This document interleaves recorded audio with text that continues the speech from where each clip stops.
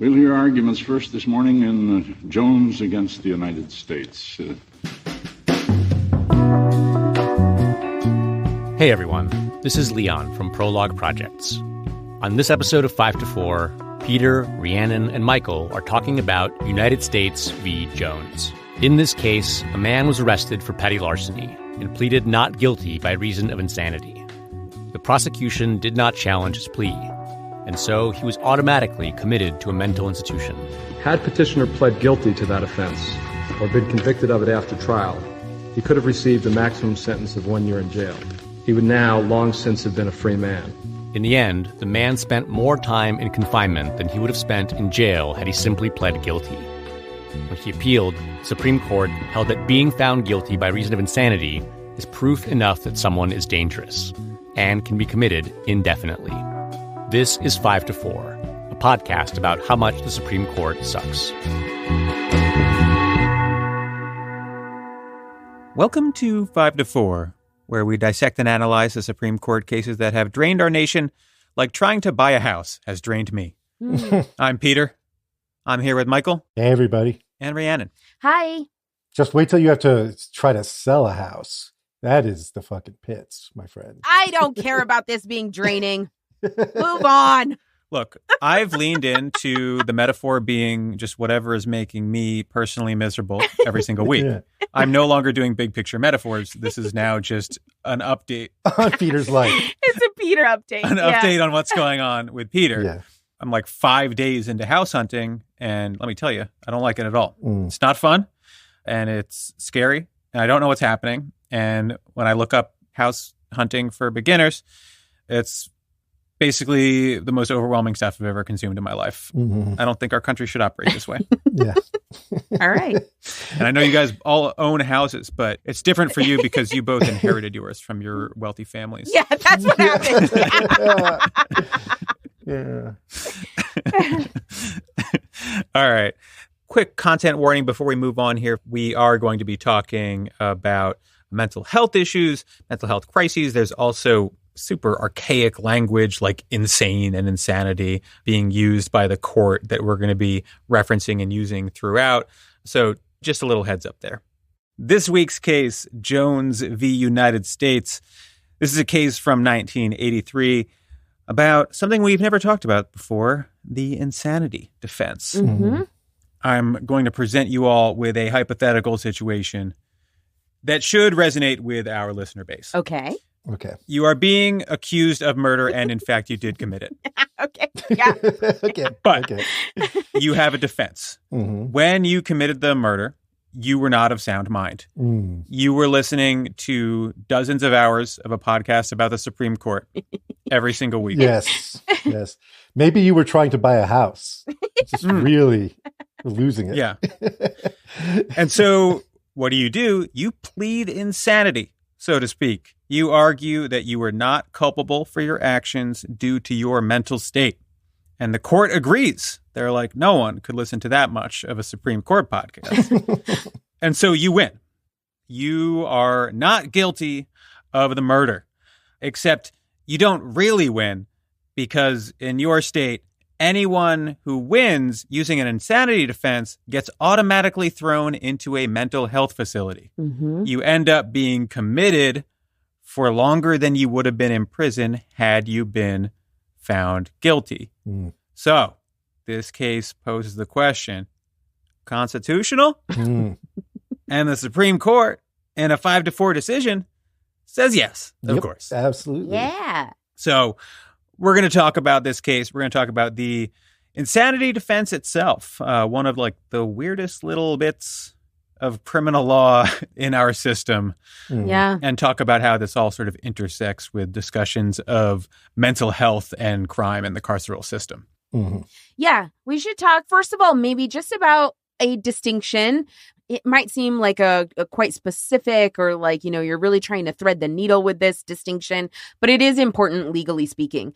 When we're talking about being committed legally for a mental illness, there are two different kinds of commitment. There's criminal commitment and civil commitment. You can be civilly committed or criminally committed.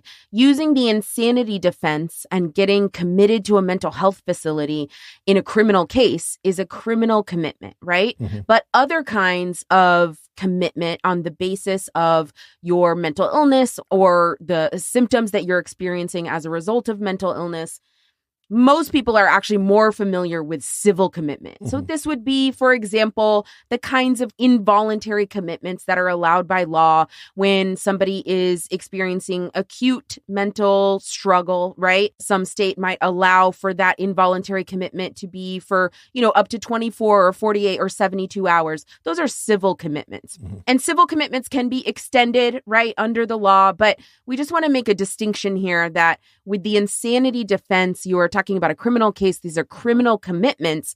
And what the court is doing here is making different kinds of rules based on whether you're civilly committed or criminally committed, making different kinds of rules in the Constitution based on that distinction, mm-hmm. right? So turning to the facts of the case, this one actually is not about a murder, something much less serious than a murder. Mm-hmm. This is September 1975, and Michael Jones was arrested for petty larceny in D.C. for attempting to steal a jacket. Petty larceny, this is misdemeanor theft. Again, attempted to steal a jacket. This is not a serious, definitely not a violent crime. That charge carried a maximum possible prison sentence of up to 1 year in D.C. at that time. So in court, there was at least some indication that Mr. Jones had some serious mental illness because the judge ordered that he undergo a competency evaluation. So competency is different than the insanity defense. Competency is a test to make sure that you're fit to stand trial, which Mr. Jones was. But then once you move on in the criminal case, you can still plead insanity, even if you are competent. At the competency evaluation, a psychologist diagnosed Mr. Jones with paranoid-type schizophrenia, but he did say that he was fit to stand trial. Now we get into the details of this defense of insanity. So insanity as a defense you can bring up before trial. In most places in the United States, it's a kind of plea that you make. You plead insanity. Insanity does not mean I have a mental illness, so I'm not guilty. And importantly, it does not mean I'm so mentally ill that I don't understand what's happening right now in my criminal case, right? Mm-hmm. That, again, refers back to legal competency. That's something else. Insanity means that at the time of the crime, the accused person was so mentally disturbed or mentally incapacitated that they did not have the required mental state that required intention to commit the crime. So therefore, they're not guilty, right? It doesn't mean, I was diagnosed with schizophrenia, so I'm not guilty, right? It's actually what the specific mental state was at the time that the offense was committed.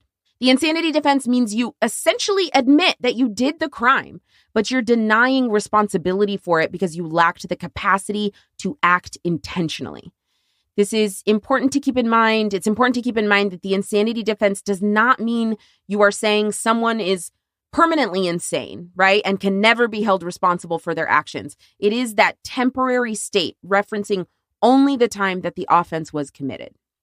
So Mr. Jones does this. He enters a plea of insanity. He's saying, yes, I attempted to steal a jacket. Yes, I did do that. But when I did it, I was experiencing such acute mental illness that I was not acting with the intent that a mentally capacious person would act with, right? And that's what's required by law to be found guilty. So I can't be held legally responsible. I cannot be found guilty. So we'll talk in a minute about the law that is in play in D.C. at this time. But what happens is that Mr. Jones enters his plea of insanity. The prosecutor does not oppose it. It's not fought about in court. So the plea is accepted and it's entered. And according to the law at the time, Mr. Jones was automatically committed to a mental health institution. So after 50 days of commitment following NGRI, not guilty by reason of insanity, the law in D.C. at the time required that there be a hearing to determine basically if Mr. Jones is still too mentally ill to be released, right? At that hearing, it's the defendant, so Mr. Jones, who has the burden of showing that he is no longer mentally ill or dangerous if he wants to get out of the mental health facility. A psychologist at the facility where Mr. Jones was committed testified that Mr. Jones's illness was still quite active and that he posed a danger to himself and to others at that 50-day mark. So the court ruled that Mr. Jones would remain committed in that facility. Now, the law allowed for new hearings every 6 months after that if somebody wanted to contest their commitment.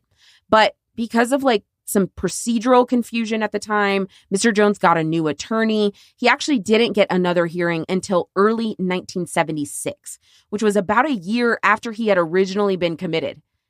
Now, remember, the maximum punishment for petty larceny, the crime that Mr. Jones was charged with, had he been found guilty of it, it would have been a year in prison. Mm-hmm. So at this point, Mr. Jones's argument was that his commitment was extending beyond what he maximally could have been sentenced to, right? And so he should then be released.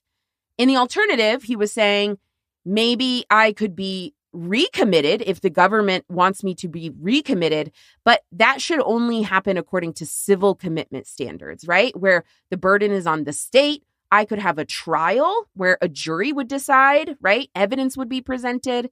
The court denied all of that. The court said, it doesn't matter that you have been committed for longer than what could be the maximum sentence. We're not going to give you civil commitment protections. This is criminal commitment. Denied all of those requests. And so Mr. Jones appealed, and it makes its way all of the way to the Supreme Court. All right. So let's talk about the opinion here. Big picture, you have this D.C. law that basically says, if you are acquitted because you pled insanity, then you are automatically committed to a mental health facility, right? So there are essentially two issues here. First, is it okay to automatically, without any hearing or process, commit someone who successfully relies on the insanity defense? And then second, if so, can you commit someone for longer than their prison term would have been had they actually just been convicted of the crime? Mm-hmm. So Justice Lewis Powell writes the majority here. First, he talks about the idea of automatic commitment. So again, when someone in D.C. successfully pleads insanity, they are automatically committed to a mental health institution.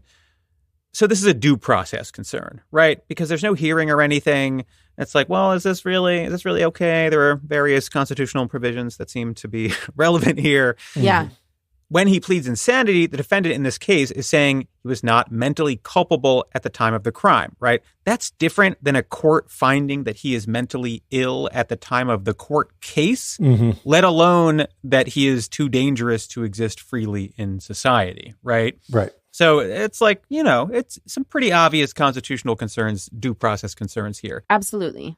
Just for illustrative purposes for this, one flavor of sort of insanity defense you might be familiar with is the battered spouse syndrome, which is when somebody is a victim of domestic violence and then they sort of break and kill their abuser. Mm-hmm. That is someone saying, I was not in a mental state to make a sound judgment at the time, but they are also no longer in a relationship with their abuser and therefore no longer in the future dangerous. Right. I mean, it could also be, a substantial period of time after absolutely. The commission of the crime. Yeah.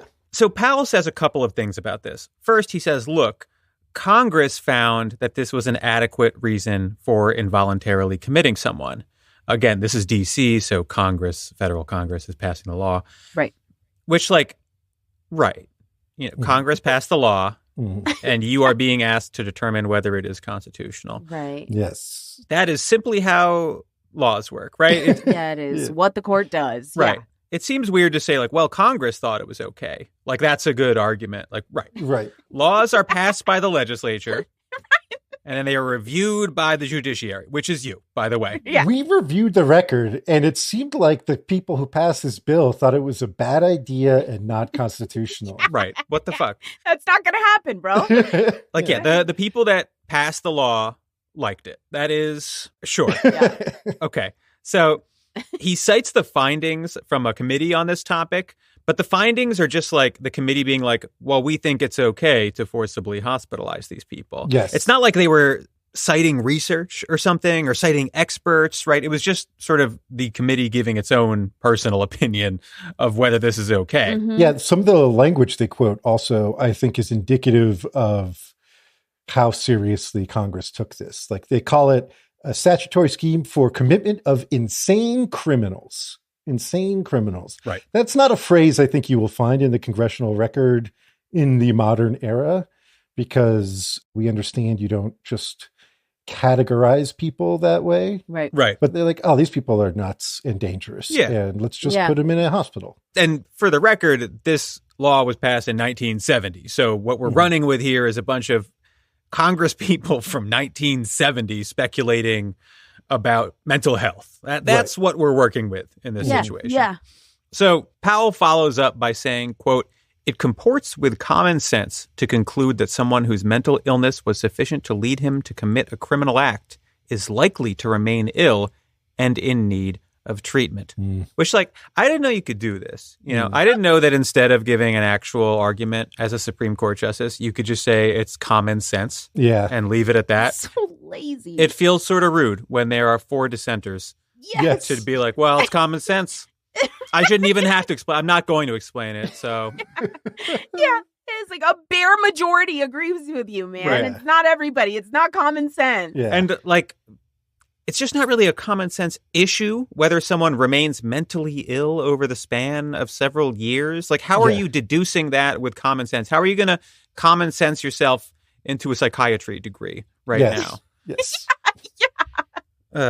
I almost want to say that there's junk science, but that's not really it. It's like the assumption of junk science, right? Yes. Like, the most obvious issue here is that the court seems to treat like insane and not insane as like a binary thing. Some people are crazy and some people aren't. Right.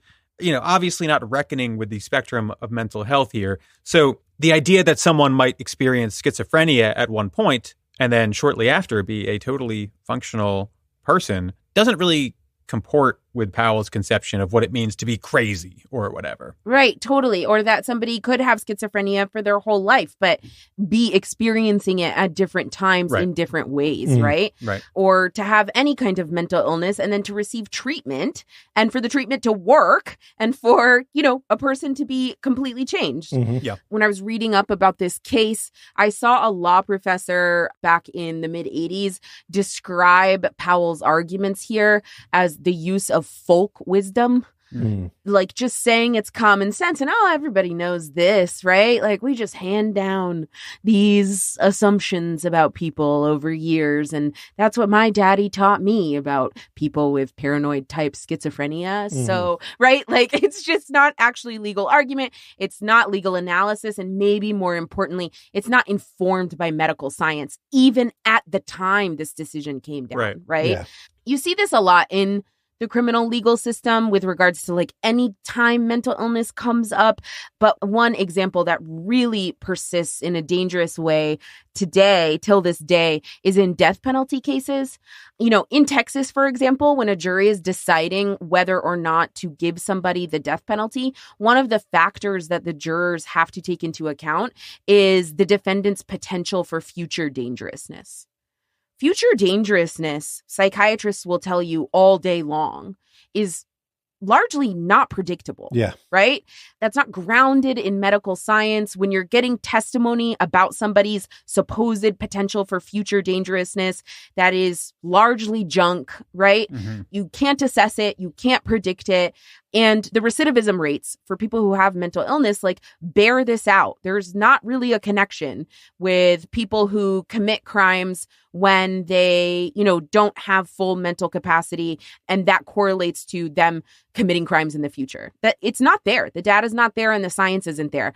You still see it persisting across the criminal punishment system for sure. And you see it in this case with Powell making an entire majority opinion out of, well, this is just common sense. Right. Insane guy. He's just insane. Right. Yeah. So next, Powell gets to the question of whether it's constitutional that someone in this situation be involuntarily committed for longer than the potential sentence for his crime. But Powell basically just says, no, this operates like normal civil commitment. And normal civil commitment It's indefinite. Right. You are committed until you prove that you are not a danger to yourself or others. So first of all, he's sort of just conflating what this is, a specific type of commitment for insanity acquittees, and civil commitment. But maybe more importantly, he's not really reckoning with this argument. What's interesting about this argument is that it's sort of prodding at the absurdity of some of our involuntary commitment laws. Like, it doesn't really make sense that we have finite sentences for people who commit actual crimes, but indefinite detention for people who we deem dangerous in some general way. Right. Right. But rather than reckon with that tension, Pal's just sort of like, well, that's how it is. Right. Yeah. And then he moves on. Yeah. That's it. Yeah. Like, very weird sort of opinion in that way, in the sense that he's just very consistently being just describing what the literal laws on the books are, when the question should be, are those laws constitutional? Do they make sense? Do they comport with due process? Right. He really never gets to those questions. It's bizarre.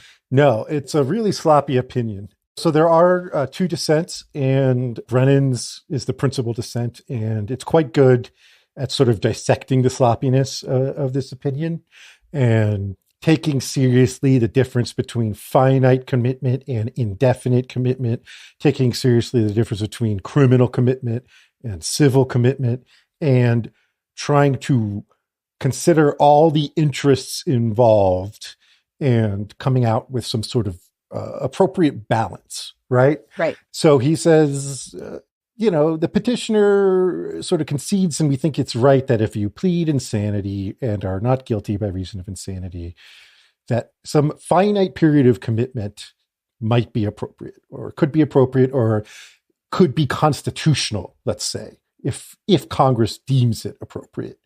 But indefinite commitment is a serious burden on liberty, and one that requires a higher showing, right? Yeah. Like, there should be a larger burden on the government than what is required of them here. And I mean, I don't know what to say other than obviously, Right. obviously, Yeah. That's correct. This is common sense. Right. Yeah. Like, you're going to put someone in a hospital for the rest of their lives. Like, that is a serious imposition on their liberty. And I think he's very strong on talking about, how much of an imposition on their liberty it is. He talks about, when you're committed, much like being incarcerated, you can't leave, you can't see family and friends, your hours are dictated to you, your autonomy is stripped of you. But unlike incarceration, you oftentimes can no longer decline medical treatment. Right. And so you might get medicated against your will. And psychotropic drugs often have serious side effects that last even after you stop taking them. And he's very good at that point. I also think he doesn't dwell on it, but he makes, I think, a correct point that, the majority sort of collapses the distinction between Peter's opening hypothetical and the reality here, right? He says there's room for doubt whether a single attempt to shoplift and a string of brutal murders are equally accurate and equally permanent predictors of dangerousness. Right. Which we didn't even really touch on the fact that this guy just stole a fucking jacket. Like, Right. This is the idea that someone who steals jackets, even compulsively, needs to be kept off the street or something. Right. Or is deemed dangerous. Right. Right. That's wild. That's so wild. Right. It just doesn't really feel like what the commitment process Right. is meant to deal with. Right. Right. But the thing is, the outer boundaries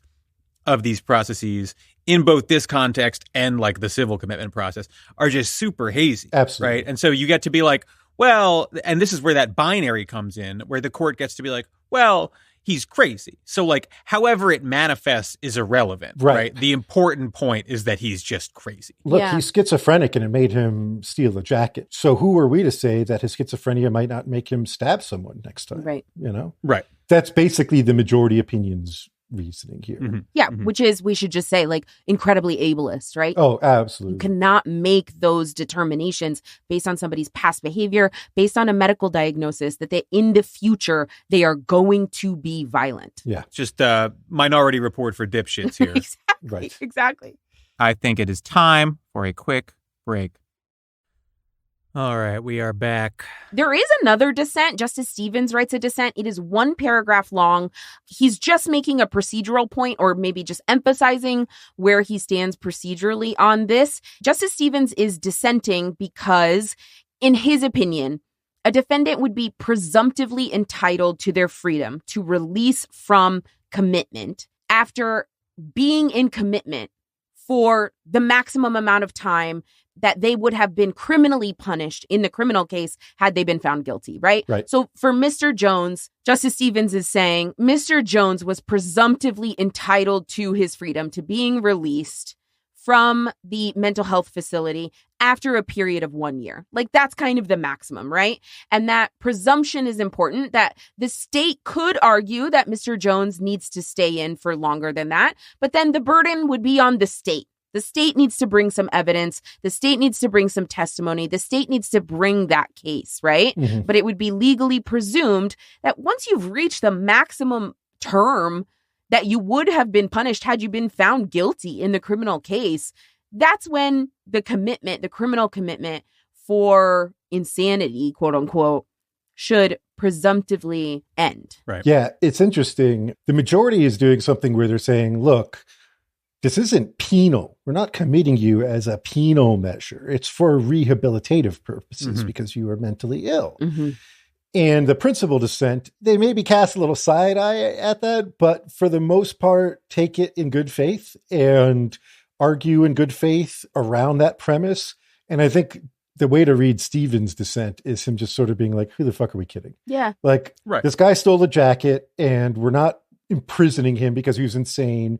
We are imprisoning him in a hospital instead. Right. And so it should be for the same length. In a lot of ways, it's like the most honest opinion of the three. Yeah. In that sense, I think, because it is getting at what's really going on here in the majority, at the very least, which is they're like, well, this is a bad guy and he should be punished. Yeah, exactly. Right. Exactly. It's quite practical. Right. Few sentences, very practical. One thing I want to mention before we go on is, like, we've sort of danced around this a bit too, but, like, obviously there's no real such thing as insanity, right? It's just this, like, hyper antiquated way to refer to, like, a spectrum of mental health issues, which is not to say that there aren't, like, discrete mental health conditions. Schizophrenia is one of them, but, like, it's a little bit surreal to be operating under a framework that feels like 150 years old. You know what I mean? Right. Exactly. Yes, It's yeah. a very, very antiquated approach to mental illness, understanding of mental illness. And it is a very old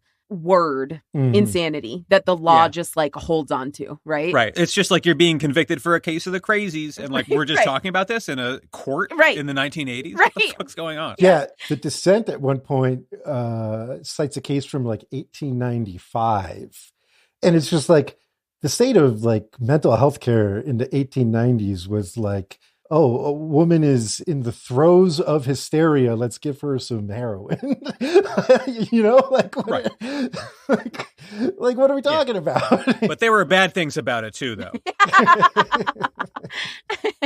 No, but, like, turning to the history of NGRI, not guilty by reason of insanity, this defense, the first time it ever comes up is in England in the 1840s. This was called the Macnaghten Rule, based on this guy, Macnaghten, who went to trial but was found not guilty by reason of insanity.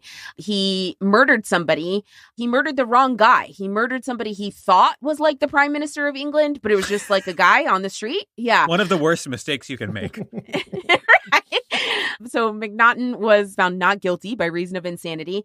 And the House of Lords, again, this is like 1843 in England, they fashioned a rule. They said to establish a defense on the ground of insanity, it must be clearly proved that at the time of the committing of the act, the party accused was laboring under such a defect of reason from disease of the mind as not to know the nature and quality of the act he was doing, or if he did know it, that he did not know what he was doing was wrong. So in general, this kind of weird rule that we're talking about, it's born out of this 1840s understanding of mental illness, right? That sometimes somebody could be so mentally ill that they basically don't understand the difference between right and wrong, right? Or they don't understand what they are doing in the moment, and therefore they can't be found legally responsible. So basically, throughout history, since the 1840s, with the McNaughton rule, and then bringing over the English common law to the United States, in the U.S., for most of our history, the insanity defense was basically the McNaughton rule, right? Like, does somebody understand the difference between right and wrong when they committed a crime? Did they understand what they were doing when they committed a crime? That was basically the rule through the 60s, 70s, into the early 80s. The Model Penal Code in 1981, the definition of insanity was a lack of substantial capacity either to appreciate the criminality of their conduct or to conform their conduct to the requirements of the law. You see that basically this is the McNaughton rule, right? Mm-hmm. But something wacky happened in 1981, which is that John Hinckley tried to assassinate President Ronald Reagan. Yeah. The alt indie musician, John Hinckley? Singer-songwriter?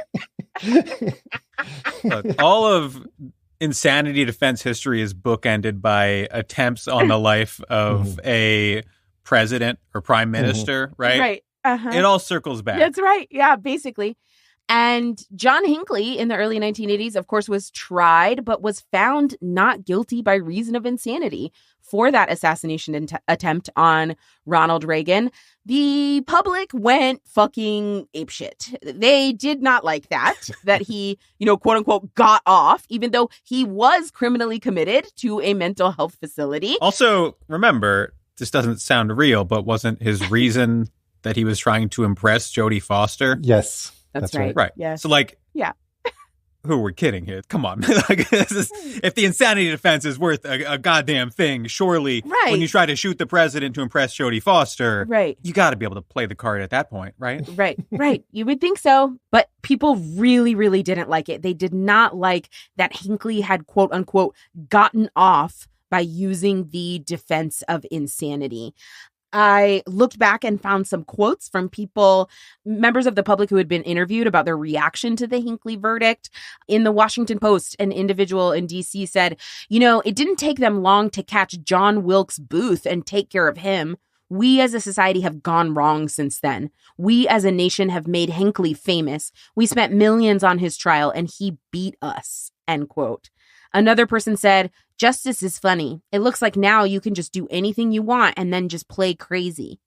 The Attorney General, William French Smith, said, quote, there must be an end to the doctrine that allows so many persons to commit crimes of violence, to use confusing procedures to their own advantage, and then to have the door opened for them to return to the society which they victimized.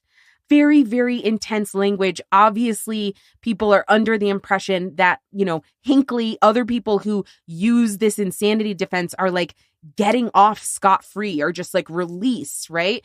And not understanding at all the punishment, sometimes very intense punishment that comes from having used the insanity defense. A Cornell University survey after the Hinckley verdict found that 87% of the people surveyed believed that the insanity defense was a loophole that allowed people to go free. So after the Hinckley verdict, it's clear that the public really doesn't understand how the insanity defense works. At least they don't understand what it means that somebody, quote unquote, is not guilty by reason of insanity, what that actually realistically means for what happens to the person in terms of commitment to a mental health facility, punishment, that kind of thing. Right. Across the country, after the Hinckley verdict, states decided to either abolish the insanity defense altogether or, in general, make it much harder to use the insanity defense. They would change the statutory definitions of insanity and how somebody could plead insanity at trial. That made it much more difficult to find somebody, quote unquote, legally insane at the time that they committed an offense. So even though before all of this, before Hinckley, throughout the 50s, 60s, 70s, at the time that Mr. Jones in this Supreme Court case came to the Supreme Court, the insanity defense was really, really rarely used. It was used in less than 2% of felony cases. It was not successful very often. It's a very hard defense to actually succeed on. So I think really what this shows is that courts don't like insanity as a defense. Mm-hmm. The court doesn't want to contend with any sort of complicated medical realities, the medical science. They also don't want to contend with the procedures that are operating here in this historical context in which just a couple of years ago, the public, the government, everybody was really mad at the idea that somebody was getting off easy, no matter that the reality was that Hinckley was committed to a mental health facility and stayed there for decades. The court doesn't want to deal with what any of this really means. They just want to punish somebody. Mm-hmm. Right. There's another bit of sort of parallel, not quite related history here, which is just about the sort of course of involuntary commitment in the U.S. It used to be that just about anyone experiencing some sort of mental health issue could be committed against their will. And the way that this played out was that people would literally be committed for public drunkenness or addiction. Yeah. There were some outlier cases where people in situations like that were kept committed for the rest of their lives. And then in like the mid-century, 40s, 50s, 60s, a few things happen. First, you get the development of antipsychotic drugs, which provide an alternative to institutionalization. Then you get like some exposés about the conditions in some mental health facilities, which were fucking disgusting. Yeah. And then you also get the civil rights movement and its attendant movements, which sort of change how we think about individual liberty. And so the system changes. And after that, you can only commit someone who is a danger to themselves or others. And theoretically, that was supposed to be accompanied by public investment in mental health treatment and care. But of course, that never really comes. And so here we are. Yeah. So that's sort of happening in the background. That's sort of the shift in the country's approach to mental health care when you have instances of sort of like discrete psychosis, et cetera. Yeah. And I do think it's worth discussing involuntary commitment a little bit, what it's like. Even today, after, like Peter said, a lot of reforms aimed at improving it. You know, these days, it's not always clear whether involuntary commitment is actually beneficial. Sometimes it's not. And in fact, can be traumatizing, can lead to loss of trust, can lead to people suggesting that they're going to be less open about their struggles and less likely to seek help in the future. Yeah. It's something that should be rare. It's something that should be extremely rare and only done with a lot of care. And I had some quotes from one of these studies about the effectiveness of involuntary commitment, investigating the impact of involuntary psychiatric hospitalization on youth and young adult trust and help seeking and pathways to care by Nev Jones and others. It was like a prison. You wake up at this time, they come in to wake you up. If you want to shower, they have to be there monitoring. It wasn't like we were talking to them, it's like they were just standing guard and just very cold. After lunch, maybe they'd take us outside to this little enclosure that was all fenced in, felt like animals on display there. They didn't see us as people. One of the patients said, "Hey, you need to stop crying." And I was like, "Why? I don't care. Why?" And another was like, "Well, they won't let you out unless you show emotional stability." And I was like, "Oh my God. Okay." So you have adaptive behaviors to end this of hiding emotional states, feelings of dehumanization, being stripped of autonomy. And that has totally separate and apart from often being medicated against their will with drugs that will lead to long-term side effects that could include kidney damage, liver damage, involuntary muscle spasms that continue on for the rest of your life, even if you stop taking the medication. Literally reorganize the way your brain works. Yeah. Changes the way you think, the way you experience the world. Yeah. Yeah. To say nothing of just like, it doesn't make me feel good. I Right. don't like how I feel when I'm on this medicine. Yeah.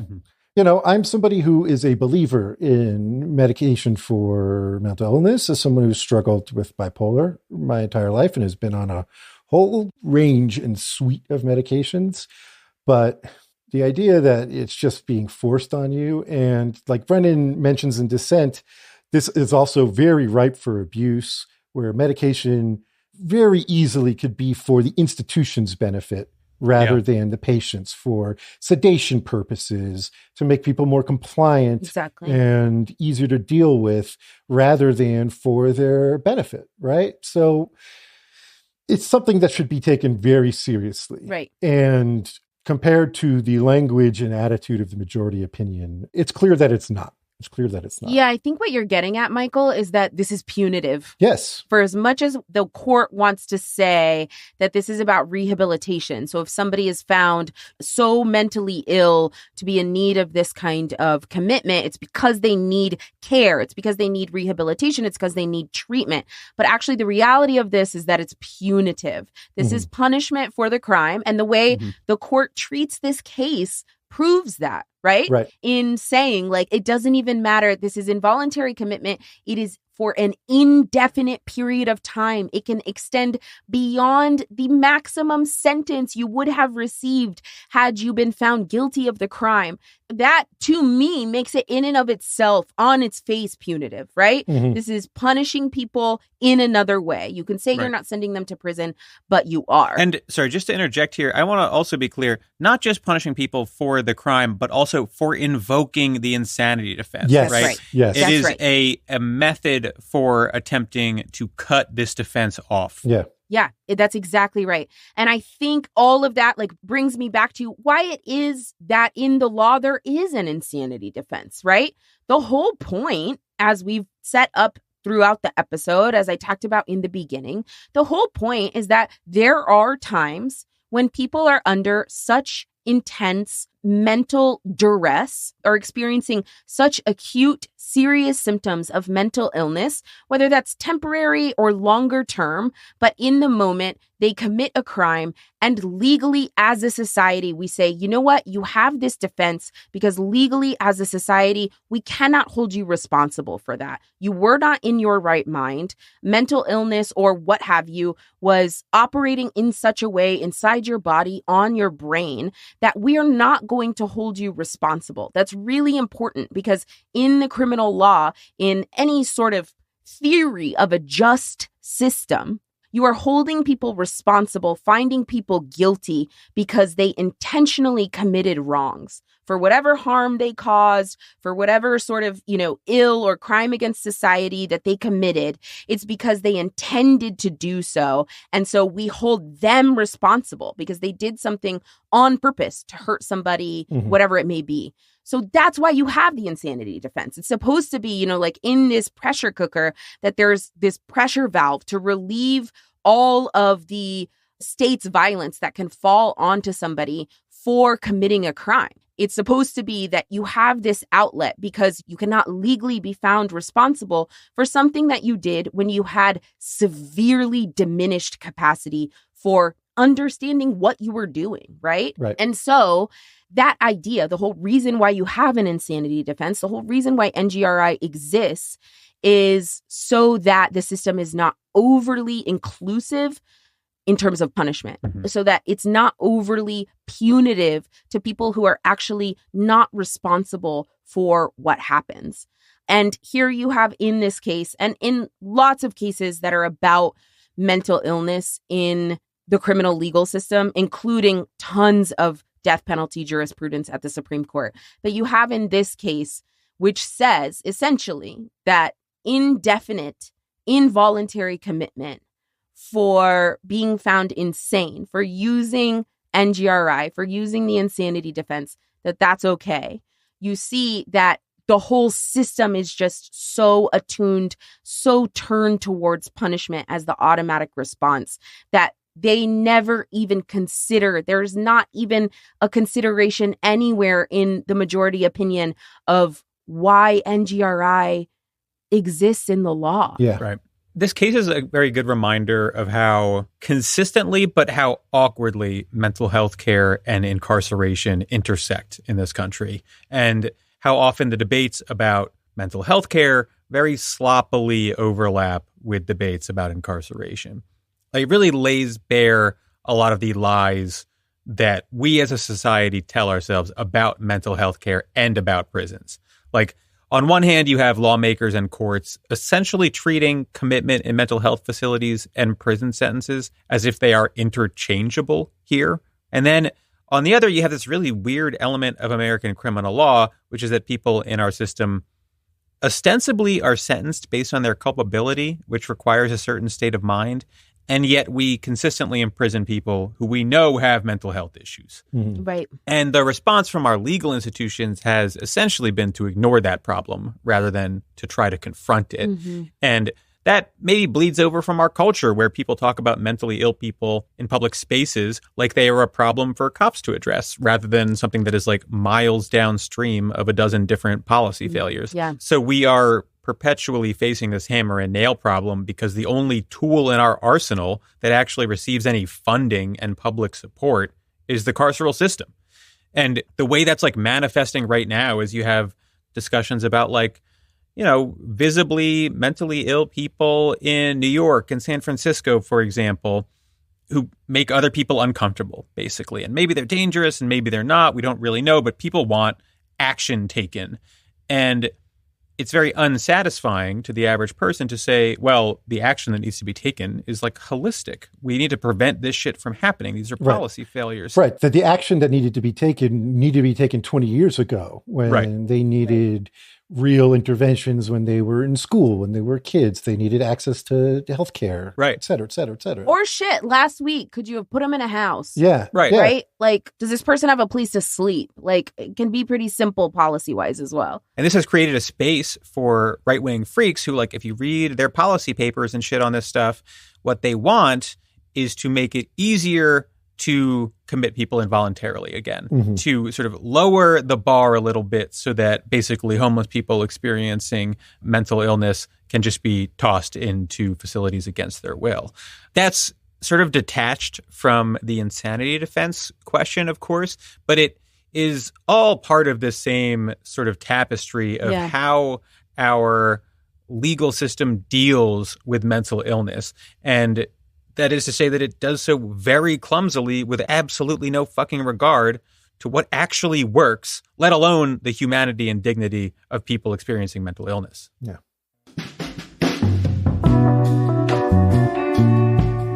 Next week, premium episode, as promised, we are going to be talking about right-wing resistance to the Supreme Court, both historically and right now. Just a couple months ago, Texas thought it would be cool to just ignore the Supreme Court on the border. Yeah. And we thought that was interesting. And we're going to talk about how that traces as part of a long history of right-wing resistance to the court.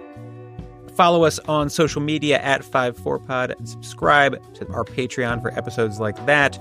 Patreon.com/54pod, all spelled out. Get those episodes, ad-free episodes, access to our Slack, all sorts of shit. We'll see you next week. 5 to 4 is presented by Prologue Projects.